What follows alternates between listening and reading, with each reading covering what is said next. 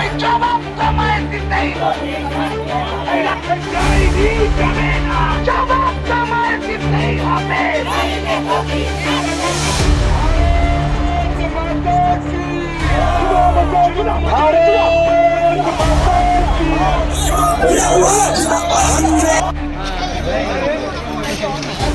Classroom ছেড়ে বিকাশ ভবনের সামনে হকের দাবিতে চাকরিহারারা, আর সেই চাকরিহারাদের ওপর পুলিশি অত্যাচার, এই অভিযোগ উঠেছিল যোগ্য চাকরিহারাদের তরফ থেকে। এবং তারপর আজ বিজেপির যুব মোর্চার তরফ থেকে বিধাননগর সিপি অফিস চলো কর্মসূচি। এই কর্মসূচিতে বিজেপির যুব মোর্চার যে নেতৃবৃন্দরা তারা প্রথম সারিতে ছিলেন ইন্দ্রনীল খাঁ সহ অন্যান্য উচ্চপদস্থ নেতা নেতৃত্বরা। এবং বিধাননগরের যে সিপি অফিস, সেখানে বিজেপির যুব মোর্চার যে মিছিল, সেই মিছিল আসার পরই একেবারে ধুমধুমার কাণ্ডের সৃষ্টি হয়। দেখতে পাচ্ছেন সারি সারি পুলিশ কিন্তু এই মুহূর্তে দাঁড়িয়ে রয়েছে। পুলিশের যে মহিলা বাহিনী তারাও কিন্তু এই মুহূর্তে রয়েছে। এছাড়াও পুলিশের যে কমব্যাট ফোর্স তারাও ইতিমধ্যে দাঁড়িয়ে রয়েছে এই বিধাননগর পুলিশ কমিশনারেটের অফিসের সামনে। এবং এই মিছিল এই জায়গায় এসে পৌঁছানোর পরে ইন্দ্রনীল খাঁ সহ আরো উচ্চপদস্থ নেতারা তারা এখানে অবস্থানে বসে পড়েন। প্রায় এই বিধাননগর পুলিশ কমিশনারেটের অফিসের সামনে তারা ধর্নায় বসে পড়ে, টায়ার জ্বালিয়ে বিক্ষোভও দেখান তারা। সব মিলিয়ে একটা ধুমধুমার পরিস্থিতির সৃষ্টি হয় এবং পুলিশের তরফ থেকে কিছুক্ষণের মধ্যেই এই গোটা জায়গাটা শান্ত করার চেষ্টা করা হয়। তারপরও এখনো বিজেপির তরফ থেকে দেখাই যাচ্ছে বিজেপির যে ফ্ল্যাগ, সেই ফ্ল্যাগ নিয়ে তারা এই মুহূর্তে প্রতিবাদ কিন্তু করছেন। এই বিধাননগর পুলিশ কমিশনারেটের অফিসের সামনে চলছে স্লোগান এবং চাকরি হারাদের ওপর পুলিশের কেন অত্যাচার, সেই অভিযোগে বিজেপির তরফ থেকে এই বিধাননগর সিপি অফিস চলো কর্মসূচি। আর সেই কর্মসূচিতে ধুমধুমার কাণ্ড বলা যেতে পারে।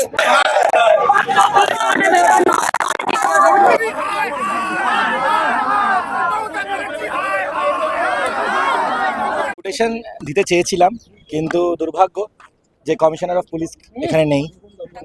কমিশনার অফ পুলিশকে আমরা সময় চেয়েছিলাম, কিন্তু তার সময় নেই। কারণ তাকে প্রশ্নগুলো আমরা করতাম, কমিশনারের সামনে রাখার কথা ছিল যে কার ইনস্ট্রাকশনে আপনি যারা যোগ্য শিক্ষক শিক্ষিকারা তাদের ওপর আপনার পুলিশ ফোর্স এইভাবে ব্রুট ফোর্স ইউজ করলো, লাঠিচার্জ করলো, তাদের বিরুদ্ধে অভিযোগ দায়ের করছেন।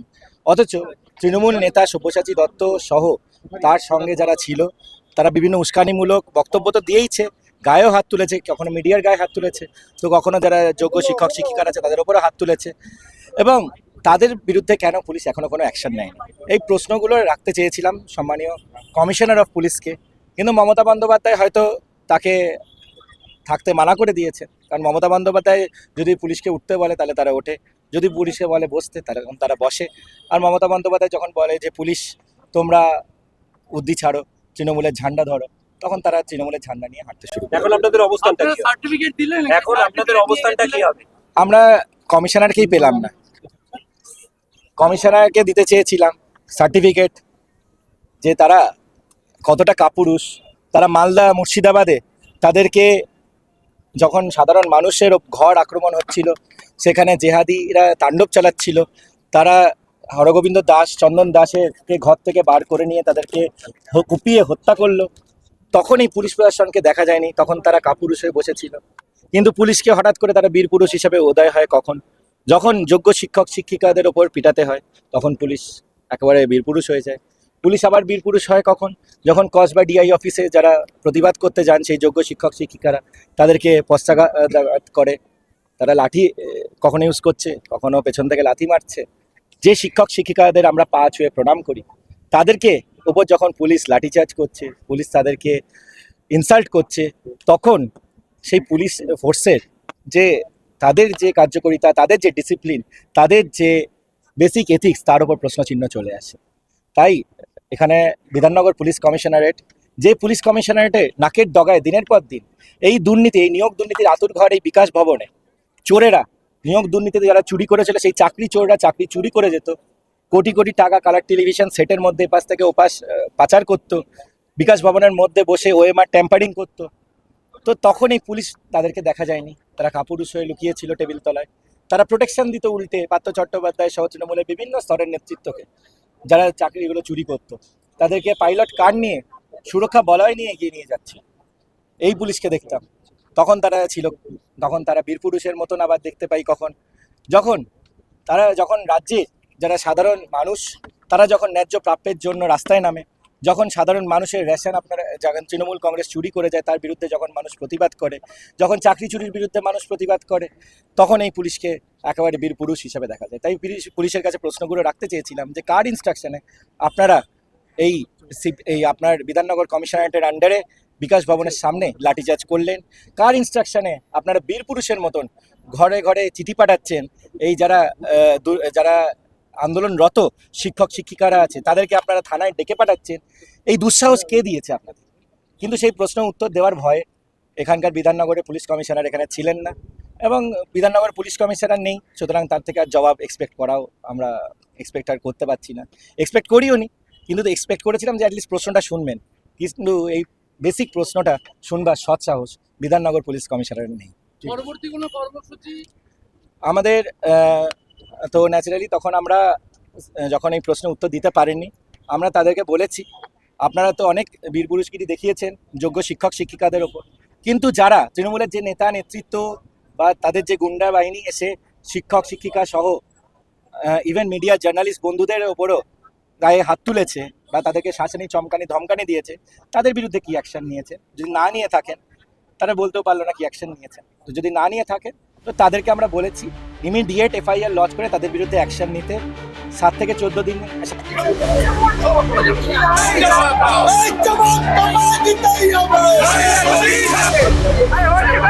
চাকরি চুরি হয়ে গেল, চোরদের বিরুদ্ধে কোনো ধারা দেওয়া হলো না, আর যাদের থেকে চুরি হয়ে গেল তাদেরকে ধারা দিচ্ছে বিধাননগর পুলিশ। কেন? তাদের চাকরি চুরি হয়ে গেছে বলে তারা পথে বসে গেছে? পথে বসিয়েছে তো তৃণমূল কংগ্রেসকে ধারা দিক, যারা পথে বসিয়েছে, যাদের জন্য ওদের পরিবার পরিজন পথে বসে গেছে। হাজার হাজার পরিবার আজকে পথে বসে গেছে। তৃণমূল কংগ্রেস নেতা মন্ত্রীরা যেভাবে দুর্নীতি করে যোগ্যদের থেকে চাকরি চুরি করে নিয়ে গেছে।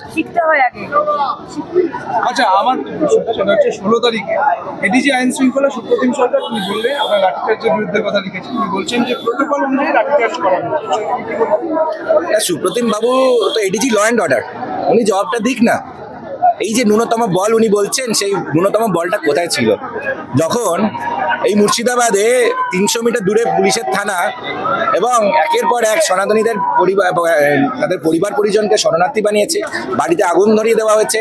সম্মানীয় হাইকোর্টের অ্যাপয়েন্টেড কমিটির যে রিপোর্ট, সেই রিপোর্ট অনুযায়ী কথা বলছি, সেই রিপোর্টেই তথ্য সামনে এসছে। কিন্তু তখন তাদের এই পুলিশ ফোর্সের সেই মিনিমাম যে ন্যূনতম বল, যে শব্দটা তিনি নাকি এত বলছেন, সেটা কোথায় ছিল? তাদেরকে আটকাতে পারেনি। ন্যূনতম কি কোনো বলই দেখতে পাইনি রাজ্য পুলিশের, কোনো বল না, ন্যূনতম না, একদম সম্পূর্ণ কিছুই ছিল না।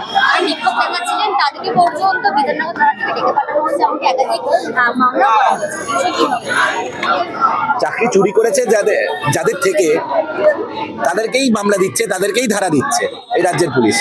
আর চুরি করলে যারা, তাদেরকে প্রোটেকশন দিচ্ছে এই রাজ্যের পুলিশ। এটাই রাজ্যের পরিস্থিতি, এটাই তৃণমূল কংগ্রেস সরকারে আমাদের পশ্চিমবঙ্গের এই দুর্দশা। দেখুন, আমাদের ছেলেমেয়েরা যাদের থেকে চাকরি চুরি হয়ে গেছে, তাদেরকে আপনারা পিটাচ্ছেন, কখনো লাঠিচার্জ করছেন, কখনো গিয়ে আবার তাদেরকে ডেকে পাঠাচ্ছেন, কখনো ধারা দিচ্ছেন।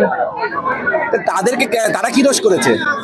দোষটা করেছে যারা চাকরি চুরি করেছে, যারা পথে বসিয়ে দিয়েছে হাজার হাজার পরিবার, লক্ষ লক্ষ মানুষকে। তাদের কাছে যারা চুরিটা করেছে তাদেরকে ধারাগুলো দিক না, যাদের জন্য মানুষ আজকে পথে বসে গেছে, যাদের জন্য আজকে আমাদের তরুণ যুব সমাজ বেকারত্বের জ্বালায় হাহাকারে ভুগছে। যারা চুরি করেছে, চোরদের ধরুক, পুলিশের কাজ চোর ধরা, জেল ভরাটা পুলিশের কাজ। কিন্তু যারা যোগ্য, আমাদের রাজ্যে মমতা বন্দ্যোপাধ্যায় যেখানে মুখ্যমন্ত্রী, এই রাজ্যের পুলিশ মন্ত্রী তথা স্বরাষ্ট্রমন্ত্রী মমতা বন্দ্যোপাধ্যায়, তো তার নির্দেশে এখানকার পুলিশ দেখছি তারা চোরেদেরকে সুরক্ষা দিয়েছে দিনের পর দিন, বছর পর বছর ধরে এই বিকাশ ভবনে তারা এই চোরেরা মেশে এই নিয়োগ দুর্নীতি চালাতো, উল্টে তাদেরকে প্রোটেকশন দিত, তাদেরকে পেট্রোল গাড়ি দিয়ে, তাদেরকে পাইলট কার দিয়ে তাদের সুরক্ষা বলায় দিয়ে নিয়ে যেত। আর যারা যোগ্য শিক্ষক শিক্ষিকারা, শিক্ষাকর্মীরা যাদের থেকে চাকরি চুরি হয়ে গেছে, উল্টে তাদের ওপর আমরা দেখেছি এই মমতা বন্দ্যোপাধ্যায় পুলিশ তাদের উপর লাঠিচার্জ করছে, কখনো গিয়ে তাদেরকে পেছন থেকে আঘাত করছে, তো কখনো তাদেরকে থানায় ডেকে বেড়াচ্ছে। এই আর্ড ইনস্ট্রাকশনে রাজ্যের পুলিশ প্রশাসন এই কাজ করছে, সেই কমিশনার পুলিশের কাছে সেই জবাব আমরা চাইতে এগোচ্ছি। আপনারা ঢুকতে আবেদন জানাতে কি বললেন ওনারা? আমরা এই মুহূর্তে ডেপুটেশন দিতে যাচ্ছি এবং ডেপুটেশনের সাথে আমাদের ডেপুটেশনের একটাই প্রশ্ন, যে কার ইনস্ট্রাকশনে আপনারা যোগ্য শিক্ষক শিক্ষিকারা, আমরা আমাদের সম্মানীয় যারা জেলা সভাপতি আছেন তাদেরকে নিয়ে পৌঁছবো এবং দেখি কি বলছে। পুলিশকে প্রশ্ন অনেক চাকরিহারাকে পুলিশের তরফ থেকে তলব করা হয়েছে, সেই জবাব আমরা দিতে হবে তো পুলিশকে। কেন চোরদেরকে ডাকা উচিত, যাদের থেকে চুরি হয়ে গেল উল্টে তাদেরকে ডাকছে? এই কার ইনস্ট্রাকশনে ডাকছে, কার অর্ডার এটা আছে?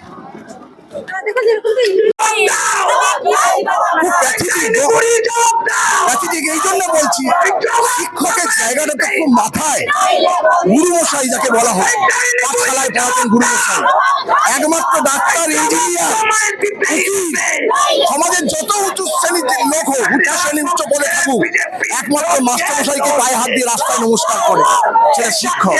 সেই শিক্ষককে লাঠি দিয়ে মারলে, যে মারলো সে কি ক্লাসে পড়েনি? সেও শিক্ষকের কাছে পড়াশোনা করে আজকে কমিশনার হয়েছে, সে পুলিশ হয়েছে, সে আজকে অফিসার হয়েছে। শিক্ষককে মারলে, শিক্ষক কষ্ট করে দুঃখে বলছে শিক্ষাদানের কি এটাই করি না, লাস্টে মার খেতে হলো ছাত্রের কাছে। বলা নেই, ভাষা নেই, আমার কাছে ভাষা নেই। আমি তো স্কুলে একদিন পড়াশোনা করেছি, শিক্ষকের কাছে গুরুমশাইকে মারবো স্বপ্নে আসতে পারেন। ধিক্কার জানাই, ধিক্কার জানাই। সুকৃতি ভট্টাচার্যের রিপোর্ট, জাজবাত 24 বাংলা, সল্টলেক।